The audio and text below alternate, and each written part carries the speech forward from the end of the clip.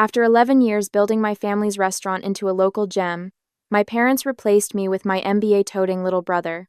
9 days later, they lost an $850,000 deal I had landed, and then came begging for my help. The award plaque slips from my fingers as I stand frozen in the doorway of Riverside Ember's private dining room. The glass trophy crashes against the polished hardwood floor, the crack echoing like a gunshot through the silence. No one even flinches. Their eyes remain fixed on the projection screen, where my brother's PowerPoint presentation glows with corporate confidence. Riverside Ember Expansion Strategy, CEO Caleb Morgan. CEO Caleb Morgan. My throat constricts as I scan the faces around our antique mahogany table. My father's proud smile, my mother's hands clasped in anticipation, and my brother's perfectly pressed suit as he stands at the head of the table. My table. The place I've occupied for over a decade of family meetings. Jovi, Dad says, clearing his throat. You're late. We've already started the annual meeting. Annual meeting? My voice sounds distant to my own ears. You moved it up 2 weeks. The restaurant's 15th anniversary celebration is tomorrow. I've been finalizing details all morning. Caleb clicks to the next slide, which is exactly why we need to formalize the transition now. The celebration provides the perfect announcement opportunity. Transition? The word tastes bitter. Mom leans forward. Honey, we've transferred operational control to Caleb, effective immediately. We wanted to surprise you. Congratulations, I whisper, but no one hears me over the sound of my world shattering. Just last week, I stood under the spotlights at the Portland Culinary Excellence Awards, accepting Seafood Dish of the Year for my king crab with tangerine glaze. The audience had erupted in applause, but at our celebration dinner afterward, my parents had merely picked at their food. It's nice, Jovi, Dad had said, swirling his wine, but not scalable. We need to think bigger. Meanwhile, they'd raised their glasses to Caleb, toasting his business school network and fresh perspectives. Never mind that while he visited during summer breaks, I spent countless nights perfecting recipes, building relationships with local suppliers, and doubling our revenue over the last 5 years. Now, I grip the back of a chair to steady myself. You can't be serious. I have a culinary degree. I built our marketing strategy. I doubled our revenue. And we appreciate that, honey. Dad's tone drips with condescension. You're fantastic in the kitchen, but Caleb understands business. You can still be our head chef. Head chef. As if I haven't been running this entire operation for years while they semi-retired to their lake house. As if the awards, the glowing reviews, the loyal customers who know me by name mean nothing. My hands stop trembling as clarity washes over me. I reach into my pocket, remove my restaurant keys, and place them deliberately on the table with a metallic clink. I'm not just your chef. I built this brand. Caleb sighs dramatically. See, Dad? This is exactly what I warned you about. She's too emotional about business decisions. Dad frowns. Jovi, you need to understand. This isn't personal, it's about scaling the business. Not personal? I laugh. The sound sharp and unfamiliar. You blindsided me during the anniversary celebration I organized. You didn't even consult me about changes to the restaurant I've poured my heart into for 11 years. That's enough, Mom cuts in. Caleb has an MBA. He knows what he's doing. And there it is, the familiar pattern. They automatically side with Caleb, dismissing my concerns as emotional overreactions rather than legitimate business insights. It's not just my position at risk, but my culinary reputation, the quality standards I've established, the relationships I've nurtured with suppliers and customers. As I look at them huddled together, a realization crystallizes in my mind. They've never seen me as an equal partner. To them, I've always been staff, the reliable worker who keeps things running while they make the real decisions. You know what? I say, my voice steadier than I feel. Maybe you're right. Maybe Caleb should take over. Their faces relax with visible relief. But remember this moment. I continue, stepping back toward the door. Because when you realize what you've thrown away, don't expect me to pick up the pieces. I turn and walk out, leaving behind the shattered award that suddenly means nothing at all. Later that night, I only meant to grab my apron from the office, not to discover the depth of my brother's treachery. But there it is on Caleb's open laptop, the West Shore Grand Hotel's logo glaring from his screen like an accusation. My vision narrows as I read the email, my fingers gripping the doorframe to steady myself. Dear Mr. Morgan, We acknowledge your cancellation of Thursday's contract meeting. While we're disappointed to postpone discussions on the $850,000 catering partnership, we look forward to your presentation of streamlined, cost-effective alternatives to the original menu proposal. The floor seems to tilt beneath me. That meeting wasn't Caleb's to cancel. I'd spent 6 months cultivating that relationship, designing seasonal menus, calculating exact food costs that would maintain our quality while ensuring their profit margins. $850,000, nearly a quarter of our annual revenue dismissed with a single email. I scroll down, nausea building as I read further. Regarding your inquiry about modifying the award-winning seafood offerings, we're open to alternatives provided they maintain the standard of excellence we experienced during our initial tasting with Chef Jovi. The betrayal runs deeper than I imagined. Just 3 weeks ago, Caleb had leaned over my station, notebook in hand, asking detailed questions about my tangerine glaze recipe. Just trying to learn from the best, he'd said with that boyish grin that always worked on our parents. Now I understand he wasn't learning. He was plotting. My hands shake with an anger so profound it feels like another presence in the room. 6 years of culinary school. 11 years of 60-hour weeks. Also, my brother could swoop in with his MBA and his PowerPoint slides and dismantle everything I've built. The next morning, I pushed through the service entrance of Riverside Ember, 30 minutes before the supplier meeting I wasn't invited to attend. The kitchen staff exchange worried glances as I pass, their whispers following me down the hallway.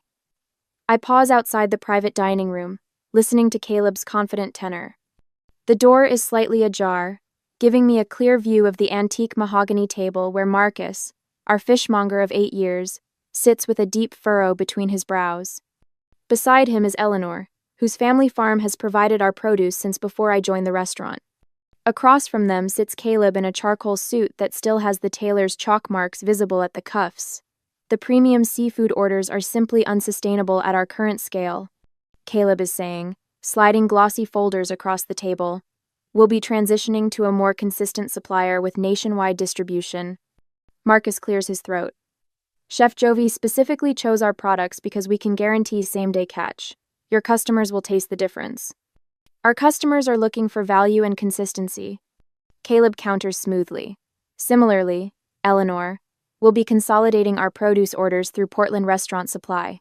Their volume discounts will substantially improve our margins. Eleanor's weathered hand tightens around her mug. Those tomatoes you love come from my southeastern field.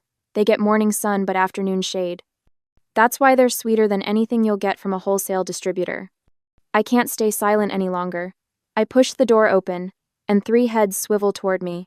Jovi. Caleb's smile doesn't reach his eyes. This is a private meeting. With my suppliers, I counter, moving to stand behind Marcus and Eleanor. The people who've helped build our reputation for quality. Caleb sighs dramatically. My sister is having trouble adjusting to the new direction. Please direct all questions to me going forward. What new direction? I ask, reaching for the folder in front of Marcus. Inside are mock-ups of new menus. My award-winning king crab with tangerine glaze is gone. So is my cedar plank salmon with huckleberry reduction.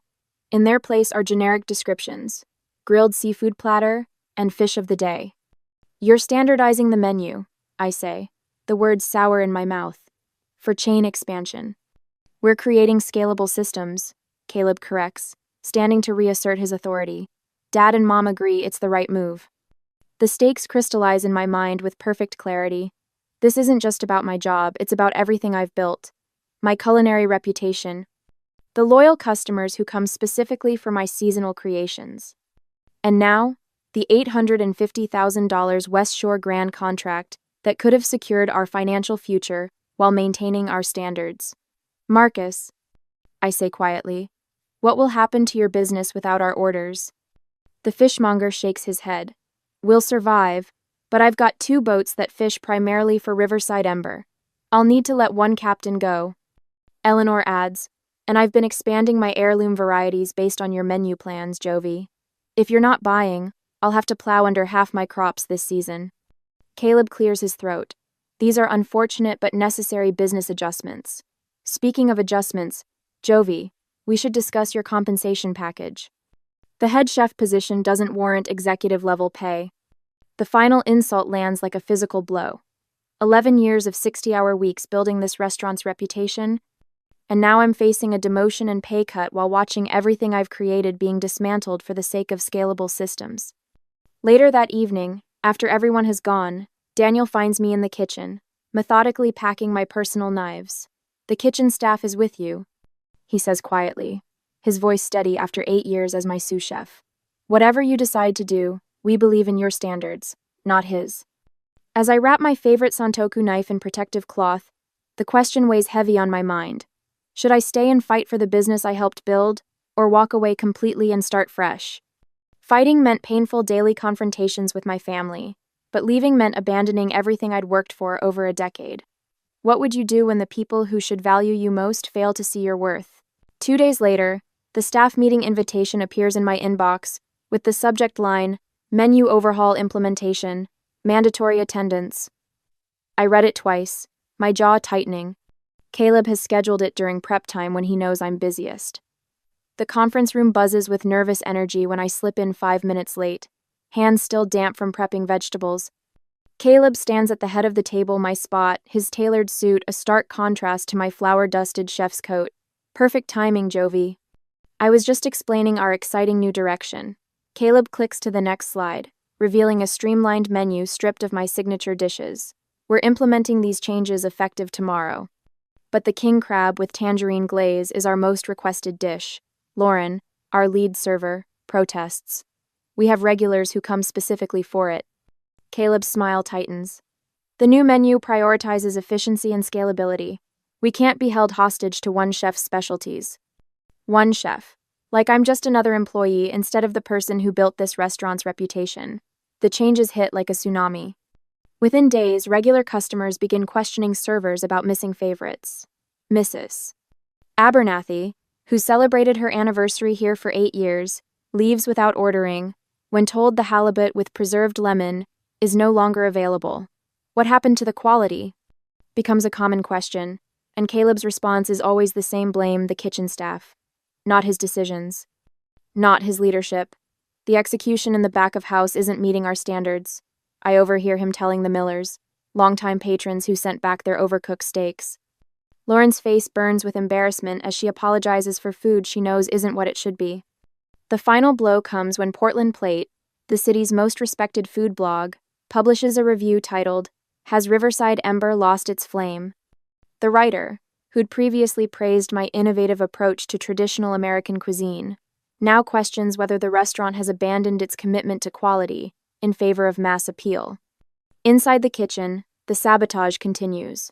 I arrive one morning to find my specialty equipment, the custom smoker, the imported mandolin, the precision thermometers relocated to storage. In their place stand 3 identical deep fryers. "Where's my equipment?" I demand. "Caleb said we need more fryer capacity for the new appetizer menu," Daniel explains, not meeting my eyes. "Your stuff is in the storage closet by the loading dock." Each night, I lie awake staring at the ceiling, mentally recreating recipes I've spent years perfecting.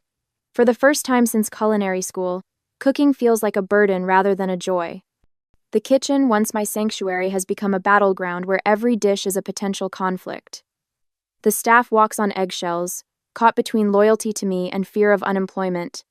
When I instruct the line cooks to finish the salmon with compound butter, Caleb countermands the order moments later. "The recipe says olive oil only," he announces loudly. "We need consistency, not improvisation." But cooking isn't manufacturing.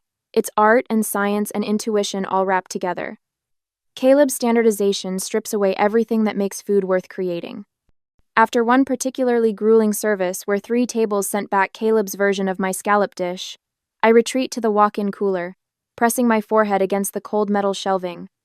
Tears of frustration threaten, but I refuse to let them fall. That night, I start documenting everything: recipes, techniques, supplier relationships in a leather-bound journal. If I can't preserve my kitchen, I'll at least preserve my culinary legacy. The next evening, after everyone has gone home, I find a small tangerine placed precisely at my station. Beneath it lies a handwritten note in Daniel's unmistakable scrawl. "Your recipes, your vision. Some things can't be replaced, even by an MBA." For the first time in weeks, I smile. The breaking point comes during prep for the West Shore Grand Executive Dinner. The kitchen thrums with tension as staff rush to prepare for the most important service since Caleb took over. The $850,000 contract hangs in the balance. I'm adjusting the seasoning on the sauce reduction when my father appears in the doorway, Caleb at his shoulder. "Jovi, we need to talk about tonight's menu," Dad says, his voice carefully modulated. "Caleb has some concerns about your preparations." "My preparations are exactly what won us this opportunity in the first place," I reply, not looking up from the simmering pot. "Jovi, you need to accept that Caleb's in charge now," Dad says, stepping closer. "This is business, not personal." The wooden spoon freezes in my hand. Everything about food is personal. That's why people come back. They don't connect with efficiency, they connect with passion. "The West Shore people want to see scalable concepts," Caleb interrupts, "not fancy one-offs that only you can execute." His words crystallize everything wrong with their vision. They don't want a restaurant, they want a production line. They don't want my food, they want something anyone could make. "You know what I realized?" I say, setting down the spoon and untying my apron. "We don't share the same values anymore. You see food as a commodity. I see it as an experience." "Don't be dramatic," Dad says. "We're talking about a business decision." "No, we're talking about my life's work." I face them both squarely. "I'm not going to watch you destroy what I've built. I quit and I'm taking my recipes with me." The kitchen falls silent. Even the hood vents seem to hold their breath. "You can't quit," Caleb sputters. "Not tonight. Not with West Shore coming." "Watch me." I haven't even reached the door when Daniel steps forward. If Chef Jovi is leaving, so am I. 3 more cooks remove their aprons. The sous chef, the pastry chef, the line lead, my people, my team. Later that evening, my phone buzzes with a text from Eleanor, my produce supplier. "Wherever you land, your special ordering arrangement comes with you. Quality recognizes quality." For the first time, I allow myself to envision something new, not fighting for scraps of respect in my family's restaurant, but building something truly mine. That night, I sketch concepts for my own restaurant in the margins of my recipe journal, the pages filled with possibilities rather than grievances. The next morning, I make 2 calls. First to Anthony Vicente, West Shore Grand's culinary director, requesting a private meeting. The second call surprises even me. As I clear out my office, a business card falls from my desk calendar. Marianne Wells, restaurant space realtor. We'd met at a Chamber of Commerce event months ago, and she'd mentioned a prime location opening in the Pearl District. I pick up my phone, my fingers steady as I dial her number. "Marianne, it's Jovi Morgan. I think I'm ready for that space we discussed."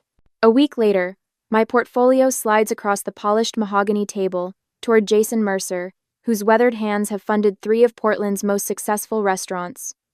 The morning light streams through floor-to-ceiling windows, illuminating the conference room of Portland First Capital. "I've followed your work at Riverside Ember for years," Jason says, studying my king crab with tangerine glaze photo. "Your flavor combinations are remarkable." I straighten my burgundy blazer, channeling confidence I've rebuilt over the past week. My vision is modern American cuisine featuring sustainable, local ingredients. The dishes that won awards weren't flukes, they were the culmination of relationships with suppliers who understand my standards. Jason nods appreciatively. "Most chefs talk ingredients. You talk relationships and systems. That's refreshing." I've prepared for this moment meticulously, rehearsing my pitch while designing my business plan into the early hours. The separation from Riverside Ember burns fresh, but determination has replaced the initial shock. I won't just recreate what worked before, I explain, turning to the financial projections. I've identified exactly where costs can be trimmed without compromising quality. Before I finish my presentation, Jason leans forward. "I'll back you. Your portfolio speaks for itself, but your clarity about lessons learned from the family business tells me you're ready to lead. How soon can you secure a location?" A weight lifts from my shoulders. "Actually, I've found a space in the Pearl District. The previous restaurant closed 3 months ago, fully equipped kitchen, excellent foot traffic." Jason raises an eyebrow. Impressive preparation. 2 hours later, I stand in the empty restaurant space, negotiating terms with the property manager. Sunlight spills through windows that will soon showcase Jovi's hearth to passersby. Each decision feels like reclaiming a piece of myself. Back at my apartment, my phone buzzes with a text from Daniel. Disaster at West Shore Grand Meeting. Execs not happy. Caleb sweating bullets. I pour a glass of Pinot Noir, savoring both the flavor and the news. The meeting Caleb hijacked from me has apparently gone exactly as I predicted. Daniel calls an hour later. You would have laughed, he says, his voice hushed. Caleb tried serving your tangerine glaze, but it was nothing like yours. Too sweet, weird consistency. He added too much sugar to compensate for using inferior tangerines, I reply, knowing my brother's tendencies. The executives noticed immediately. One of them actually asked where you were, Daniel chuckles. They cut the meeting short, saying they needed to reconsider certain aspects of the partnership. Caleb looked like he might throw up. I lean back in my chair, staring at the ceiling. And the fallout? Chaos. Caleb's calling every supplier, trying to figure out what's wrong with the ingredients. But Eleanor's not answering his calls, and Marcus told him the premium seafood he's been getting was based on your relationship. Relationships take years to build. I murmur. That's not all, Daniel continues. 3 corporate events canceled today. Words spreading about quality issues. Your parents look shell-shocked. The news should feel more satisfying than it does. Instead, I feel a complicated tangle of vindication and sadness for the restaurant's reputation I worked so hard to build.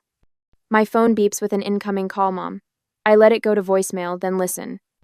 Jovi, honey, please call us back. The West Shore Grand Dinner is next week, and we need your help. The family needs you. Please. Her voice cracks on the final plea. I press my forehead against the cool window glass, watching traffic below. When my mother called that evening, tearfully asking me to save the family by helping with the West Shore Grand Dinner, I hesitated. Would returning to help preserve what I'd built show strength, or would it simply enable more of the same behavior that pushed me out? The next morning, Daniel arrives at my apartment with a folder. Thought you might want these, he says, sliding a stack of papers across my kitchen counter. Daily revenue reports, reservation numbers, customer complaints, they're spiraling. I flip through the documents, noting the sharp decline. They'll blame external factors. They're trying, but the numbers don't lie. Daniel leans against the counter. The kitchen staff is with you. Just say the word. Later, Eleanor introduces me to specialty farmers from the Willamette Valley, who can supply Jovi's hearth with heirloom vegetables unavailable to larger restaurants. We walk between rows of rainbow chard, the morning dew still clinging to the leaves. These families have been farming for generations, Eleanor explains. They're excited about working with a chef who appreciates their craft. Marcus calls while I'm driving home. Jovi, I've got a shipment of Alaskan king crab coming next week. Premium quality. And I'm having dinner with Thomas Reynolds tomorrow night. I nearly swerve. The Thomas Reynolds? From Coastal Ventures? The very same. He's looking to invest in a new restaurant concept. I might have mentioned your name. The pieces fall into place faster than I dared hope. With Marcus's seafood connections, Eleanor's produce network, and Daniel's insider information, I can accelerate my timeline by weeks. That afternoon, I receive an email that makes my hands tremble. West Shore Grand executives requesting a meeting to discuss my independent culinary concepts. They've found me. Meanwhile, Riverside Ember's social media pages fill with questions. Where's Chef Jovi? Is she coming back? One review reads, food quality has declined dramatically, missing the previous chef's touch. My father's voicemails grow increasingly desperate. Jovi, this West Shore contract is critical for our expansion. Please reconsider. We can talk about your position. The crack in their facade widens with each passing day. Pride crumbles under the weight of consequences, revealing the truth I've always known. They need me far more than I need them. I stand in the empty space that will become Jovi's hearth, envisioning the future taking shape, a future built on respect, quality, and my unwavering standards. For the first time since walking out of Riverside Ember, I smile without reservation. A week later, the sight of my father's Lexus pulling up outside my new restaurant space sends a wave of satisfaction through me. For once, they're coming to me. I stand in the doorway watching as all three emerge, Dad with his shoulders unnaturally stiff, Mom glancing nervously at the for lease sign now sporting a bold pending sticker, and Caleb trailing behind in uncharacteristic silence. Jovi, Dad attempts a warm smile that doesn't reach his eyes. This is interesting. A bit small compared to Riverside, isn't it? I don't respond, simply holding the door open. The construction dust hangs in the afternoon sunlight streaming through the windows. Exposed brick walls and reclaimed wood flooring create exactly the atmosphere I've envisioned. We've been trying to reach you, Mom says, her fingers worrying at her pearl necklace. The restaurant needs you. Caleb clears his throat. We've developed a new proposal. He pulls out a leather portfolio. Equal partnership between us. You handle the kitchen, I manage the business side. With us retaining final decision authority, Dad adds quickly, for continuity. When I don't immediately respond, his tone shifts. The family legacy is at stake, Jovi. Don't you care about what Grandpa built? What we've all built together? Mom steps closer, her voice softening. We're offering you what you wanted. Why are you being so stubborn? I walk to the makeshift desk in the corner where my laptop sits open. You know what's interesting? You never once asked what I actually wanted. I turn the screen toward them, revealing my business plan. And now it's too late. Their confused expressions fuel something warm in my chest. I secured my own funding 2 weeks ago. The lease is signed. I pull out a folder and remove a document with the West Shore Grand logo emblazoned across the top. And this arrived yesterday. And this? Dad snatches it, eyes widening as he reads. This is a letter of intent for partnership. $500,000? Exclusive arrangement featuring my signature dishes. I can't help the pride in my voice. They were quite interested in working with the actual chef behind the award-winning menu, not a corporate substitute. You can't do this, Caleb stammers. The West Shore deal was ours. It was mine. I cultivated that relationship for 3 years. I moved to the center of the room. I didn't want partnership. I wanted respect. And I found investors who give me both. From another folder, I withdraw a stack of papers and hand them to my father. These might interest you too. He flips through the printouts, color draining from his face. Online reviews of Riverside Ember since my departure. Quality has plummeted. Not the same restaurant. Where's the chef who made this place special? Mom peers over his shoulder, her hand covering her mouth. I walk past them toward the kitchen area, gesturing at the space around us. The hood ventilation goes in next week. We're keeping the open kitchen concept, but expanding the chef's counter to seat 12. I ignore their attempts to interject. The wine program will feature small local vineyards, and we're installing a wood-fired oven there. Dad's face reddens. You're making a mistake. The Riverside Ember name has recognition. People know us. Maybe. I was never building your brand. I was building mine. The truth feels liberating. People came for my food, not your name. That's what you never understood. The front door chimes, and 2 men in coveralls enter, carrying a large package. Delivery for Jovi Morgan? Perfect timing, I say, signing for the package. The men carefully unwrap it, revealing a copper sign with hand-hammered letters, Jovi's Hearth. The men hold it up against the exposed brick wall above, where the entrance to the dining room will be. Soft copper glows in the afternoon light. You'll lose everything, Caleb says, but his voice wavers. I already did. 11 years of work, my family's trust. I turn to face him fully. But I'm building something better. Caleb's perfect composure finally cracks. We can't recreate your dishes. Nothing tastes the same. The seafood supplier won't even return my calls. That's because cooking isn't a business formula. It's a relationship with the food and the people you serve. I run my hand along the reclaimed wood counter. You can't quantify passion or scale personal connection. When they leave, shoulders slumped in defeat, I stand in the center of my space. My restaurant. My future. The satisfaction is deeper than I expected. 2 weeks later, Daniel forwards me an email about Riverside Ember seeking a bridge loan to cover operational shortfalls. Regular customers have been drifting away, and rumors spread about a complete menu overhaul in a desperate bid to rebrand. The family question remains unresolved. My phone shows 3 missed calls from Mom just today, but I'm not ready to answer. Not yet. There's too much to do, too much at stake. On the night of Jovi's Hearth soft opening, I weave between tables filled with food critics, loyal former customers, and industry friends. The kitchen hums with the beautiful chaos I've created, executing my vision precisely as I imagined. Near closing, I emerge for a final greeting round when I spot her, my mother, sitting alone at a corner table, a half-finished plate of my king crab with tangerine glaze before her. Our eyes meet across the room, and for the first time in months, I see something beyond the disappointment and manipulation. Recognition. 6 months later, the copper saucepan sings against the flame as I reduce the tangerine glaze, no longer needing to justify my decision to triple the fresh fruit or the splash of bourbon I add on instinct. Behind me, 3 line cooks move with practiced precision, their knives flashing as they prep for tonight's service.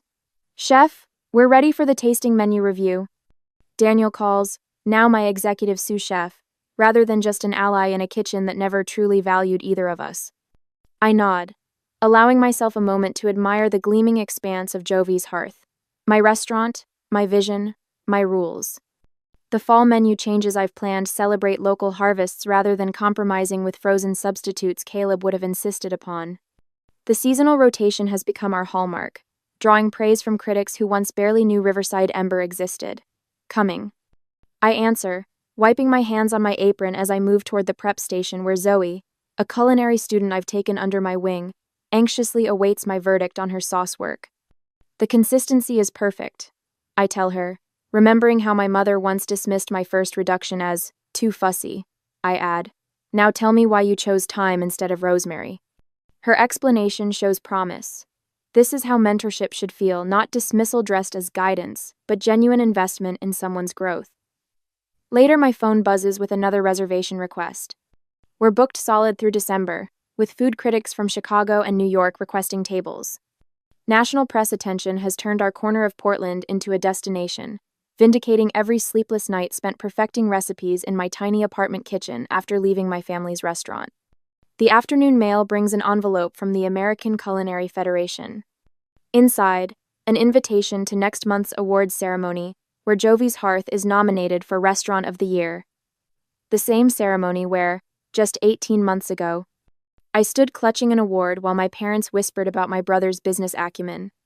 When the announcement comes at the gala, I don't drop the plaque in shock like last time.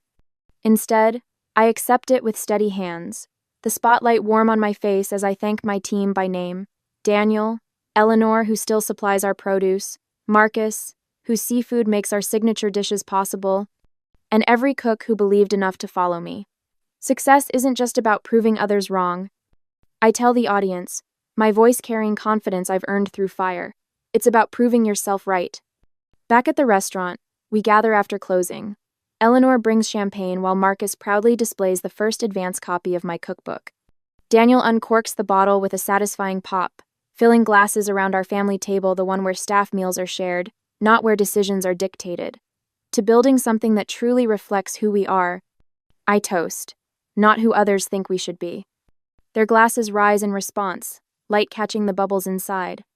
The next morning, spread across my desk, 5 different expansion offers from luxury hotels sit alongside an invitation to judge the Pacific Northwest culinary competition. My grandfather's weathered photo watches from its frame beside my awards, his original diner that started it all, before business plans and MBAs entered our family vocabulary. A knock at my office door reveals Caleb, resume in hand, here for the operations director interview I agreed to after our mother's tearful intervention at Christmas.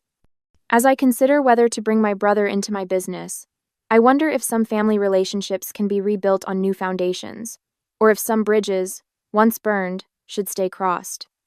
Would you give someone who betrayed you professionally a second chance if they showed genuine change, or is business and family best kept permanently separate? Sometimes the biggest favor someone can do is underestimate you. It forces you to truly value yourself.